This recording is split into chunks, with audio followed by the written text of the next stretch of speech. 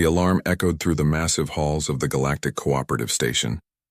Red lights flashed across the communication center as dozens of alien species worked at their control panels.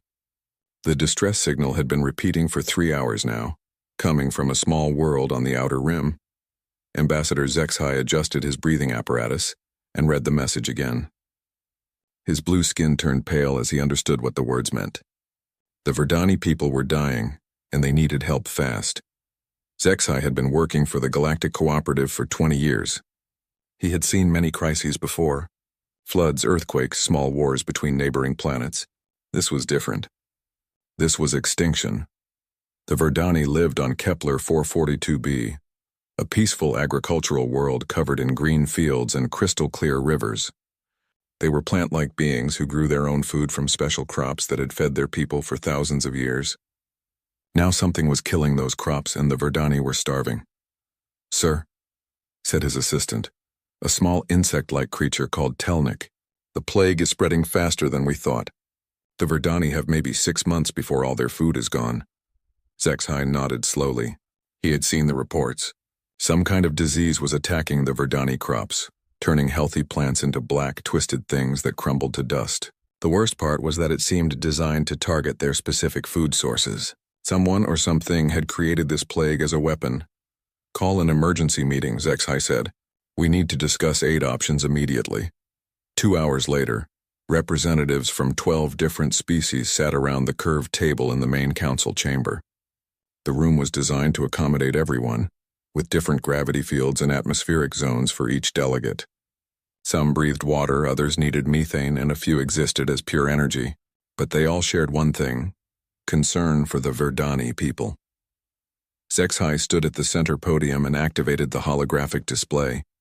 Images of the dying Verdani world appeared above the table, showing withered fields and empty storage facilities. "Friends," Zexhai began, "we face a humanitarian crisis unlike any we've seen in decades. The Verdani people are dying, and they've asked for our help." The Centauri representative, a tall being with silver skin and 4 arms, raised one hand. "What kind of aid are we talking about? Food supplies? Medical ships? Standard protocol suggests 2 or 3 vessels," said the Andromedan delegate, her voice coming through a translation device. "1 research ship to study the plague, 1 medical frigate, and perhaps a supply transport with emergency food rations." Other delegates nodded in agreement. This was how the Galactic Cooperative always handled such problems. Send modest help, study the situation, provide basic necessities. It was efficient and cost-effective. "I estimate we'll need about 50 scientists and doctors," added the Vegan representative, "plus maybe 1,000 tons of emergency food supplies. Should cost about 10 million credits total." Zexhai was about to respond when the main doors slid open. Admiral Sarah Chen walked into the chamber, her black uniform crisp and clean. She was the human representative to the Galactic Cooperative, and one of the few humans most aliens had ever met. The room fell quiet. Humans had only joined the Galactic Cooperative 5 years ago, after first contact was made near their home system. Most species still found them strange and unpredictable. They came from what the galaxy classified as a death world, a planet so dangerous that most intelligent life couldn't survive there.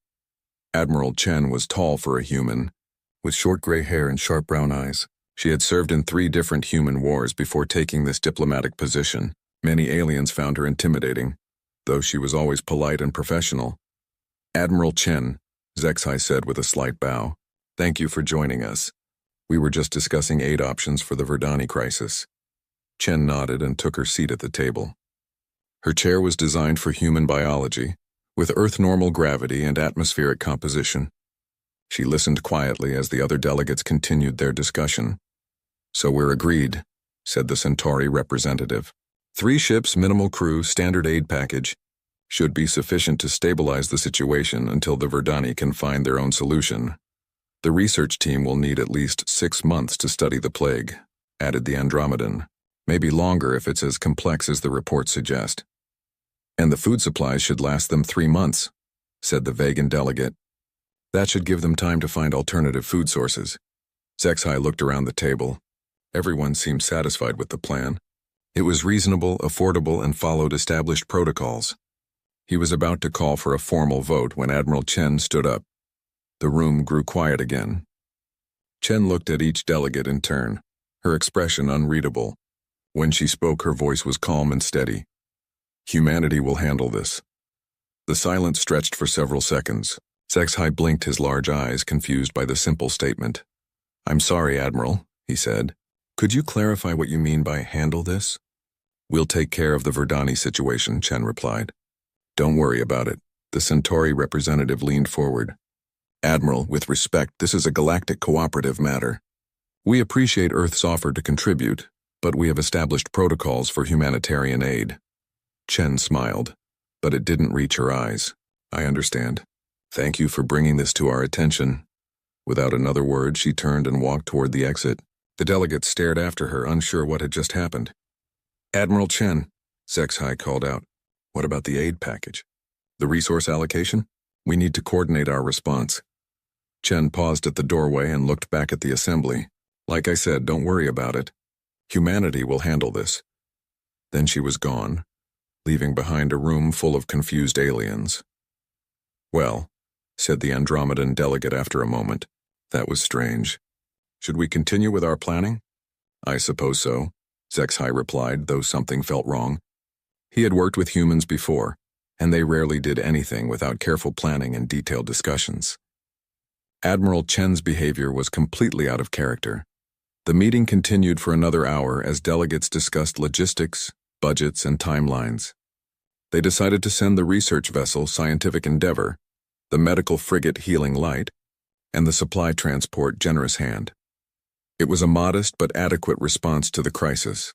What none of them knew was that Admiral Chen had already left the station.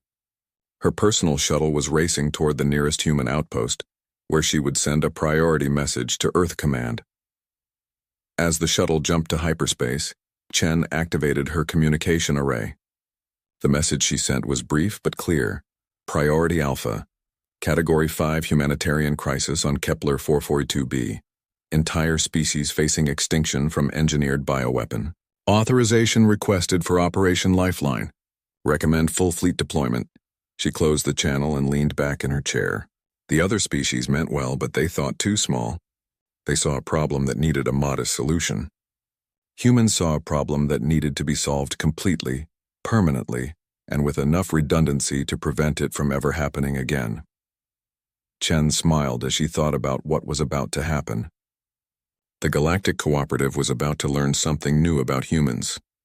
When they cared about something, they didn't do anything halfway. The Verdani were going to be just fine.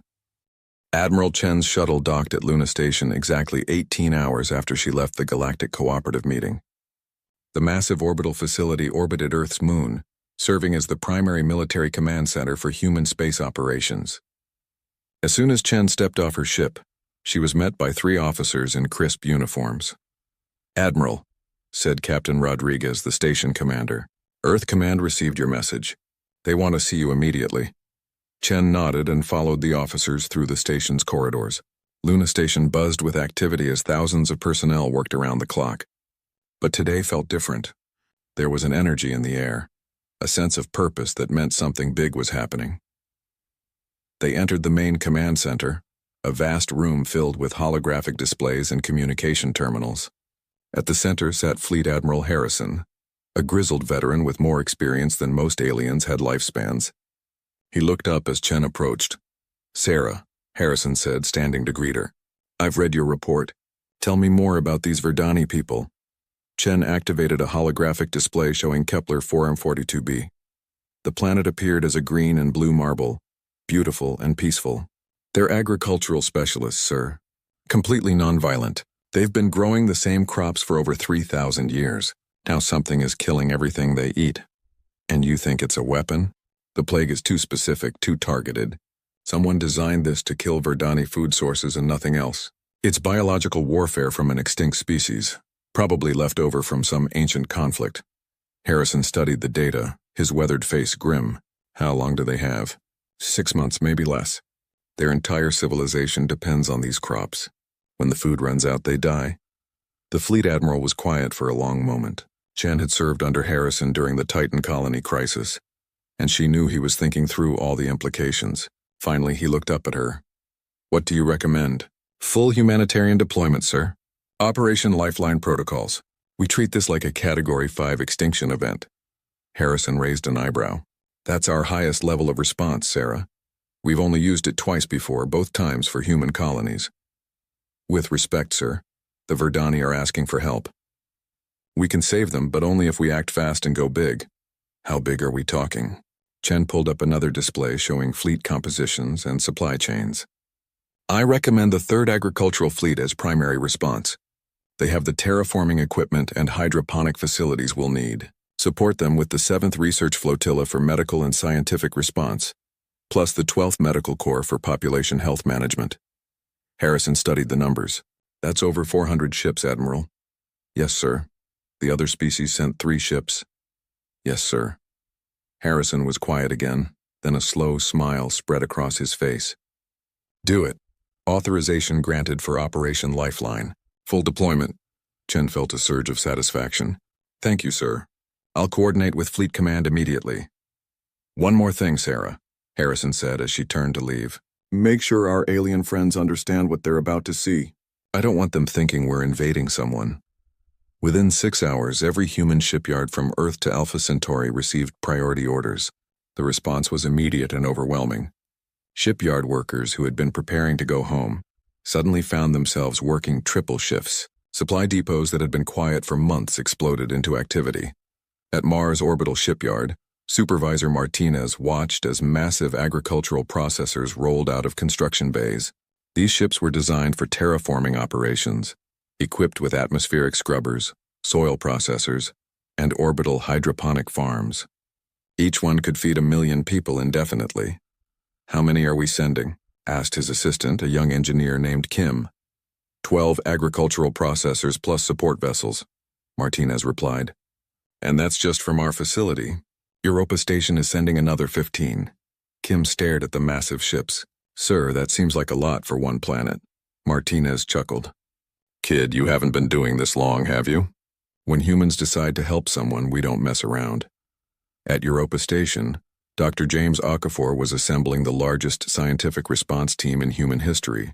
As the leading expert on xenobiology and agricultural engineering, he had been chosen to lead the research effort on Kepler 442b. We need specialists in every field, he told his team of department heads. Atmospheric chemistry, soil biology, plant genetics, bioweapon analysis, terraforming, hydroponics, and ecosystem management. How many people are we talking about? Asked Dr. Williams, head of the xenobiology department. 2,000 minimum, plus support staff and equipment. Dr. Williams blinked. James, that's more people than most planets have scientists. The Verdani are facing extinction, Okafor replied simply. We're going to make sure that doesn't happen. The research fleet began assembling immediately. Massive laboratory ships, mobile research stations, and specialized analysis vessels joined the convoy. Each ship carried equipment worth more than most planetary governments' entire budgets.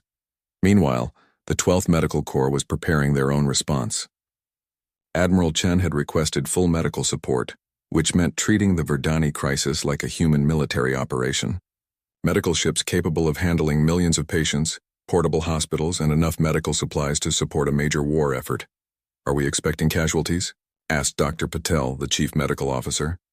We're expecting to save lives, replied Medical Admiral Santos. All of them. The 5th Engineering Division received orders to prepare for major infrastructure deployment. Their ships carried everything needed to build orbital platforms, atmospheric processors, and planetary defense systems. The engineers didn't know exactly what they'd be building, but they prepared for everything. 3 days after Admiral Chen's authorization, the human fleet began assembling at the outer edge of the Sol system. Ships arrived in perfect formation, their crews working with practiced efficiency, supply vessels loaded with enough food to feed the Verdani for decades, research ships carrying laboratories that could analyze anything from viruses to star systems, medical vessels equipped to handle any biological crisis imaginable. At the center of it all, the flagship UHS V Abundance prepared for departure. Admiral Chen stood on the bridge, watching as the last ships joined the formation.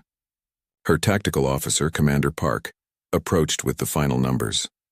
Fleet strength 412 vessels, Admiral. Total personnel 43,000. Estimated supplies Enough food for 10 million Verdani for 50 years, plus terraforming equipment for 3 continental landmasses. Chen nodded. Time to destination? 14 days at maximum hyperspace velocity, sir. Then let's go save some people. The human fleet jumped to hyperspace in perfect synchronization, leaving behind only empty space and the bewildered sensors of several alien observation posts. Word quickly spread through the Galactic Cooperative that humanity had deployed what appeared to be an invasion fleet. Back on Kepler 442b, the Verdani monitoring station detected the approaching fleet signatures and assumed their equipment was broken. The readings showed hundreds of ships, not the 3 vessels the Galactic Cooperative had promised. Elder Krista, the leader of the Verdani Council, stared at the sensor data in confusion. Are you certain these readings are correct? We've checked them 5 times, Elder, replied the technician. The signatures are definitely human, and there are definitely over 400 of them. Krista felt her leaves trembling with nervousness. The Verdani were a peaceful people who had never seen a military fleet of any size. The idea of hundreds of warships approaching their world was terrifying. Send a message to the Galactic Cooperative, she ordered. Ask them what's happening. But the Galactic Cooperative was just as confused as the Verdani. Ambassador Zexhai had been trying to contact Admiral Chen for 3 days without success. The human response was completely outside normal protocols, and no one knew what to expect. As the human fleet raced through hyperspace toward Kepler 442b, Admiral Chen stood in her ready room, reviewing the mission parameters one final time. The Verdani were going to be saved, but they were also about to experience something no species in the galaxy had ever seen before. The humans were coming to help, and they were bringing everything they had. The Verdani Orbital Defense Coordinator was having a peaceful morning when his entire universe changed. Tekler had been monitoring space traffic around Kepler 442b for 15 years, and the most exciting thing he usually saw was the weekly supply ship from the inner systems. His species didn't have enemies, didn't fight wars, and rarely received visitors. Then his sensors exploded with contact signatures. Computer, run full diagnostic on sensor array, Teklar said, his voice shaking slightly. The readings couldn't be correct. According to his instruments, over 400 ships had just dropped out of hyperspace at the edge of their system. Diagnostic complete. All systems functioning normally, the computer replied in its calm, synthetic voice. Tekler stared at the display, his plant-like features turning pale green with shock. The ships were arranged in perfect military formation, advancing toward Kepler 442b at steady velocity. At the center of the formation was a massive vessel that dwarfed anything he had ever seen. His communication system chimed with an incoming message.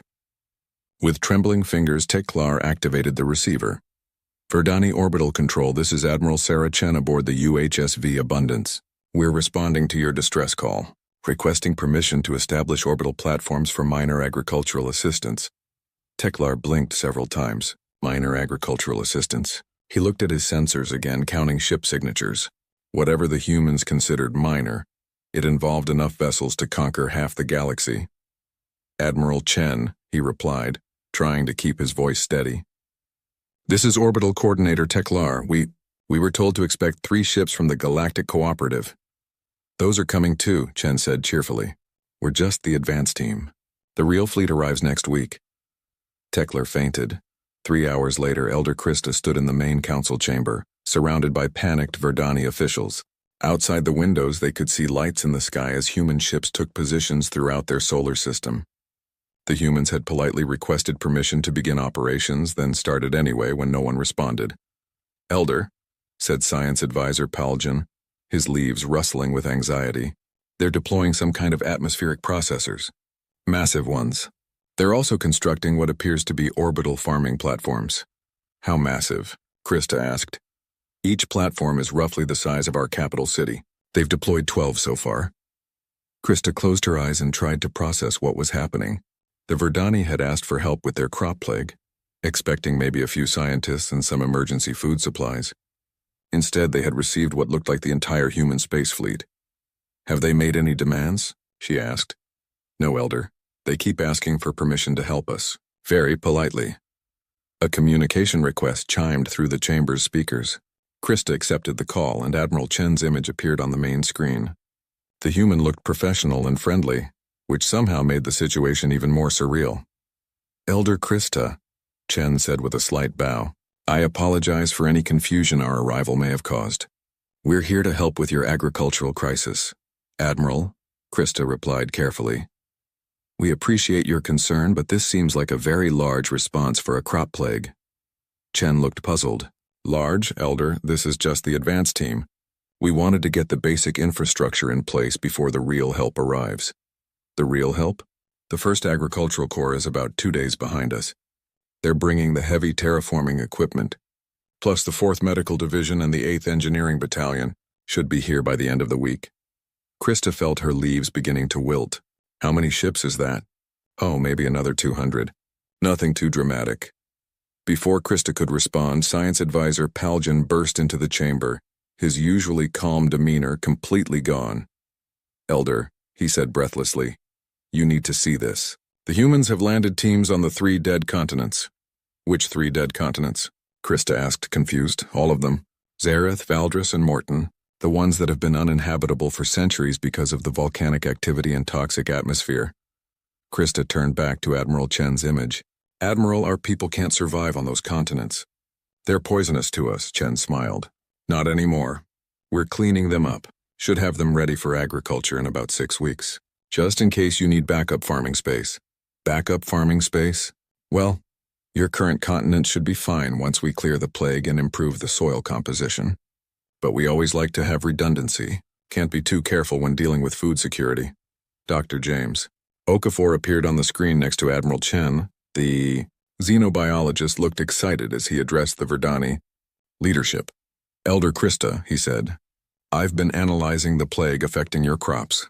Good news. It's definitely artificial, which means we can counter it. Better news, we've already synthesized a cure.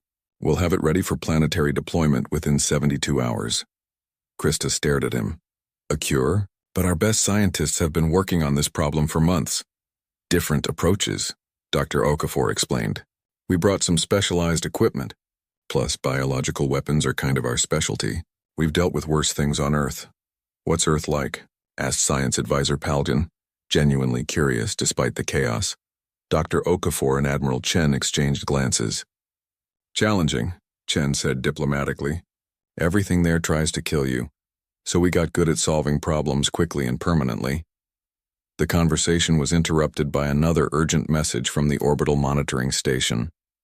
Teklar, who had recovered from his fainting spell, appeared on screen looking even more confused than before. "Elder," he said, "the humans are asking permission to deploy something called a planetary defense grid. They say it's just a precaution in case whoever created the plague comes back." "A defense grid?" Krista asked. Admiral Chen nodded. "Standard protocol. We always secure the area when we're helping someone. Just a few orbital platforms with early warning sensors and some basic defensive capabilities." "How basic?" Krista asked suspiciously. "Each platform can destroy a Dreadnought-class warship," Chen said casually. "But don't worry, they're completely automated. Your people won't have to operate them." By the end of the first day, the Verdani government had given up trying to understand what was happening and simply watched in amazement. Human ships worked with incredible efficiency, deploying equipment and personnel across their entire solar system. Massive atmospheric processors began scrubbing the dead continents clean. Orbital farms started producing food, while research teams analyzed every square meter of the planet's surface. The most shocking discovery came from Dr. Okafor's medical team. After examining several sick Verdani, they announced that they could not only cure the plague but also improve Verdani biology to make them immune to similar bioweapons in the future. "Is that safe?" Elder Krista asked during the evening briefing. "Completely," Dr. Okafor assured her. "We'll also boost your immune systems and increase your nutritional efficiency. You'll be healthier than you've ever been. While we're at it," added Dr. Williams, the head of agricultural engineering, "we'd like permission to improve your crop yields. We can increase production by about 300% and make your plants more resistant to environmental changes." Krista looked around at her advisors, all of whom appeared to be in various stages of shock. "You want to improve our crops while you're curing the plague?" "Might as well," Dr. Williams said cheerfully. "We're already here and we have the equipment. Shouldn't take more than a few weeks. And you're doing all this for free?" Admiral Chen looked surprised by the question. Of course. You asked for help. That evening, as Krista stood on her balcony looking up at the lights of human ships filling their sky, she received a personal message from Admiral Chen. Elder, Chen said, I wanted to personally assure you that everything we're doing is designed to help your people. I know this seems overwhelming, but we take these situations very seriously. When someone asks humans for help, we make sure the problem gets solved completely. Admiral, Krista replied, may I ask why you're doing so much for us? Most species would send a few ships and some supplies. Chen was quiet for a moment, then smiled. On Earth, we learned that when your neighbors are in trouble, you don't send a care package. You move mountains. Because today it's you who needs help, but tomorrow it might be us, and we'd want someone to move mountains for us too. Krista felt tears forming in her eyes. Thank you, Admiral. Don't thank me yet, Chen said with a grin. Wait until you see what we're building on your outer moon. The engineering team got a little carried away with the emergency shelter designs. Ambassador Zexhai had never felt so confused in his entire diplomatic career. For 3 days, he had been trying to understand what was happening in the Kepler 442b system. The reports coming from Verdani space sounded impossible, but they kept arriving from multiple sources. According to the latest intelligence, humans had deployed more ships than most species owned in their entire fleets. They were apparently terraforming 3 continents, building orbital cities and constructing enough defensive platforms to protect a dozen worlds. All of this to help with what the Galactic Cooperative had classified as a minor agricultural crisis. Sir, said his assistant Telnik, scurrying into the office with another datapad, we just received a formal complaint from the Rigelian Trade Federation. They're saying human activities in the Kepler system are disrupting normal shipping routes. How are they disrupting shipping? Zexhai asked wearily. Apparently there are so many human ships that normal traffic can't navigate through the system safely. The humans have had to establish traffic control systems just to manage their own fleet movements. Zexhai rubbed his temples with 2 of his 4 hands. This was getting out of control. Contact Admiral Chen immediately. We need an explanation. I've been trying for 3 days, sir. She's been too busy to respond. Something about coordinating humanitarian operations. Then we're going there ourselves, Zexhai decided. Prepare my ship, and send messages to the other cooperative representatives. They need to see this. 2 days later, the Galactic Cooperative vessel Diplomatic Unity dropped out of hyperspace at the edge of the Kepler 442b system. Immediately, Zexhai's sensors lit up with contact signatures. The reports hadn't been exaggerated. If anything, they had understated the situation. Computer, Zexhai said slowly, how many ships are currently in this system? Scanning. 643 vessels detected. Composition: agricultural processing ships, research vessels, medical frigates, engineering platforms, orbital construction units, and defensive installations. Defensive installations? Confirmed. 12 orbital weapons platforms, each equipped with capital ship-grade weaponry and shield systems. Zexhai's pilot, a nervous Andromedan named Veltar, looked back from the navigation console. Sir, we're being hailed by human traffic control. They want to assign us a flight path to avoid collision with ongoing operations. Traffic control?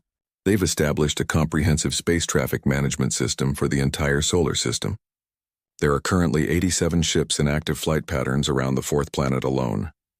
Before Zexhai could respond, Admiral Chen's face appeared on the main communication screen. She looked tired but satisfied, like someone who had been working hard on an important project. Ambassador Zexhai, she said warmly. Welcome to Kepler 442b. I apologize for not responding to your messages sooner.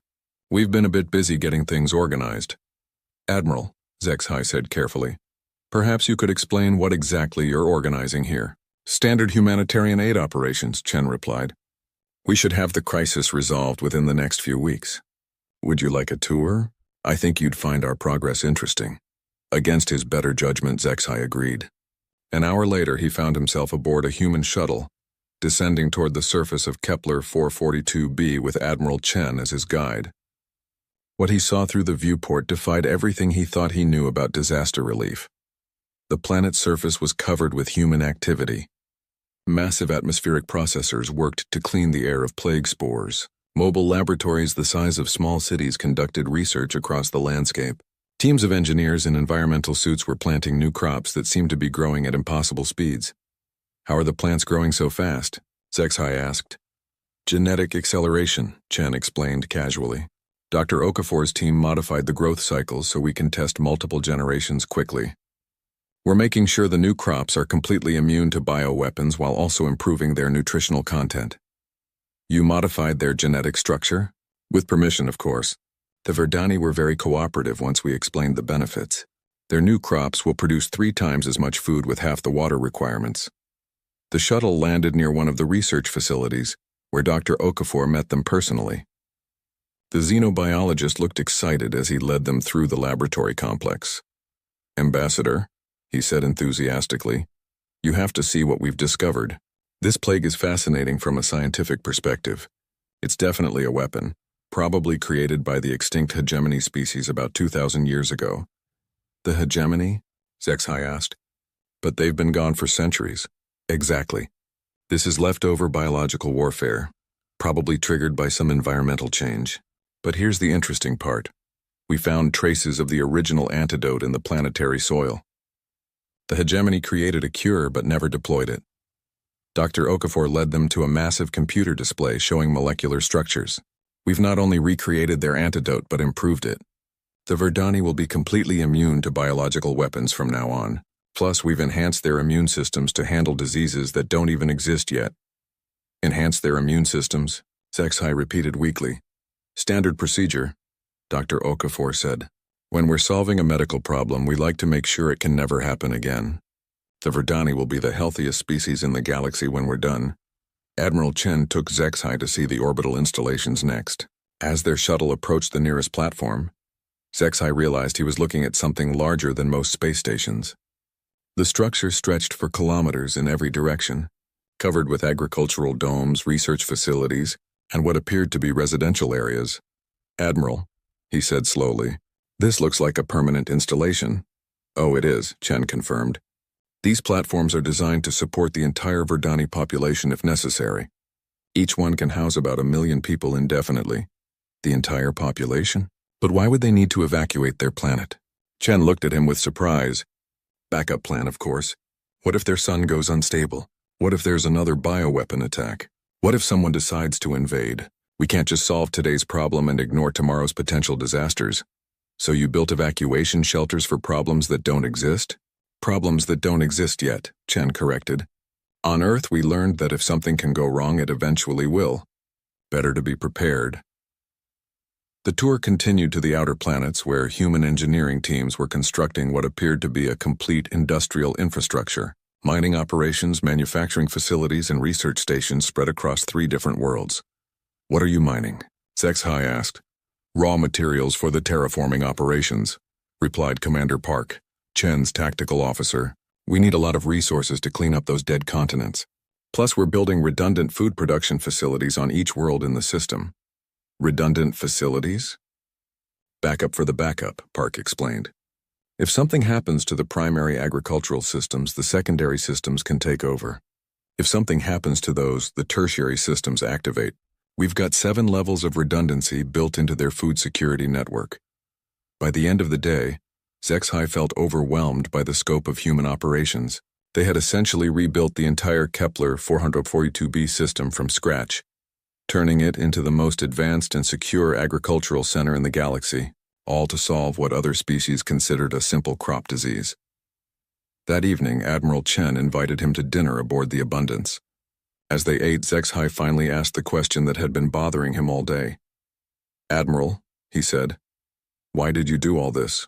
The Galactic Cooperative would have sent adequate aid. 3 ships, basic supplies, standard research team. It would have been sufficient to help the Verdani survive until they found their own solution.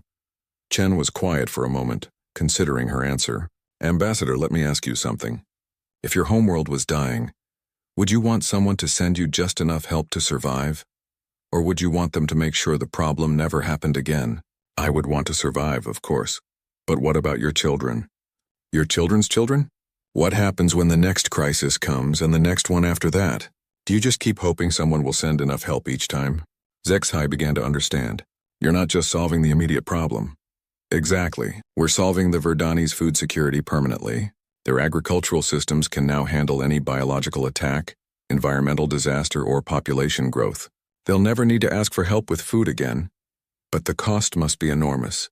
Chen shrugged. Money isn't important when people are dying. Besides, this helps everyone. The Verdani will become the primary food exporters for this entire sector. Other species will benefit from the surplus production and the medical research we've conducted. And the defensive installations? The Verdani are now under human protection, Chen said simply. Anyone who wants to hurt them will have to go through us first. Zexai stared at her. You've essentially adopted an entire species. I suppose we have, Chen said with a smile. That's what neighbors do, right?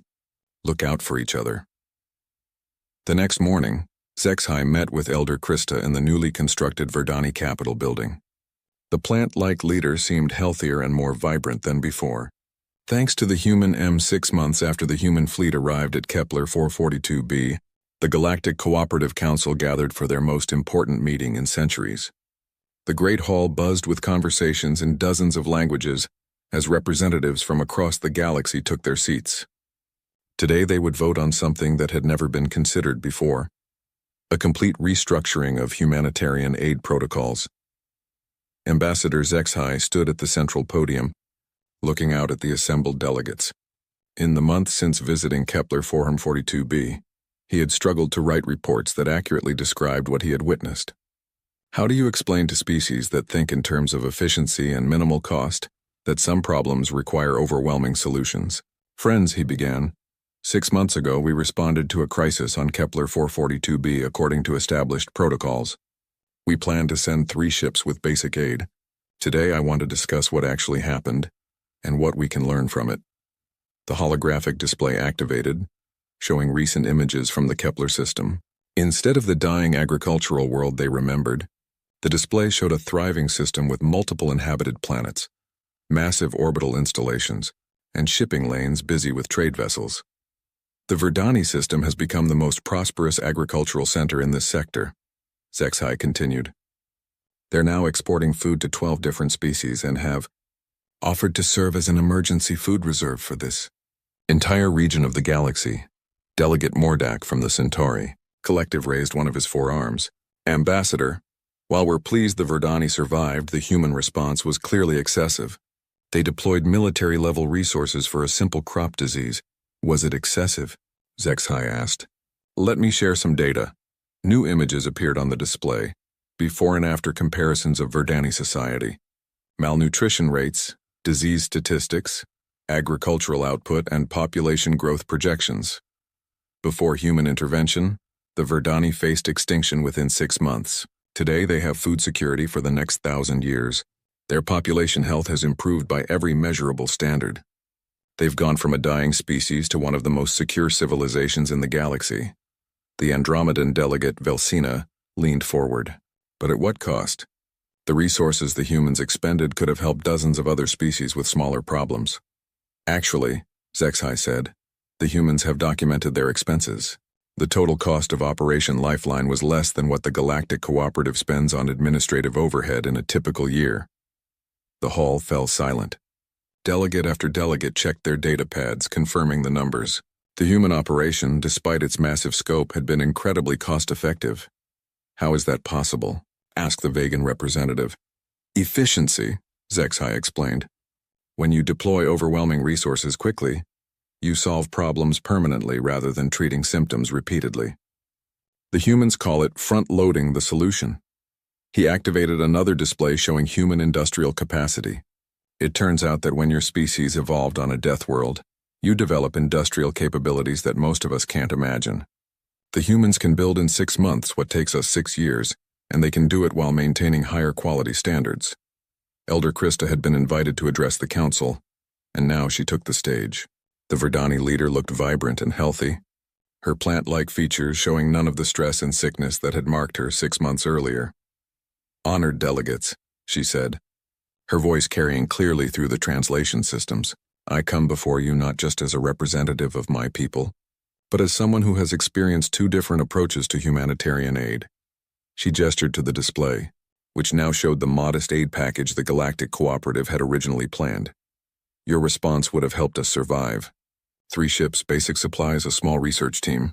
We would have struggled through the crisis, lost perhaps half our population, and spent decades recovering.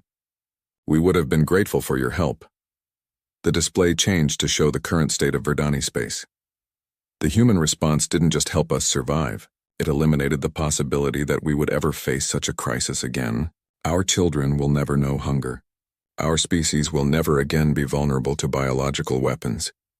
We've gone from victims to protectors, offering aid to others who face similar problems.